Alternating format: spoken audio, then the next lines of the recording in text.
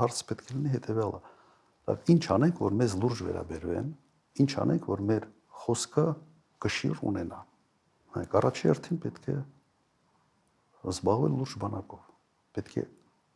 ամրացնել Հայաստանի անվտանգությունը։ Եվ ոչ թե նրա համար, որ պատերազմենք, հենց նրա համար, որ չպատերազմենք։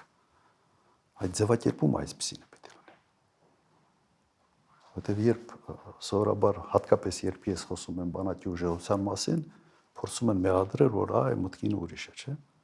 Հիմա շատ բարձ հարց։ Լավ, Եվրոպայի կենտրոնում շվեյցարացիք ինչի են բանակ պահում ընդհանրապես կամ ավստրիացիք, նեյտրալ կարգավիճակ ունեցող երկրները։ Ամեն երկրում են մոտ 140,000 ռեզերվիստներ, որոնք զենքն ունի Շվեյցարիան տունն է պահում։ Եվ բարբերաբար գնում են զորավարժությունների, սովորացնում են իրենց։ Ինչի համար են անում։ Մարտունակ բանակ առաջի համար հենց նրա համար է, որ պատերազմ չլինի։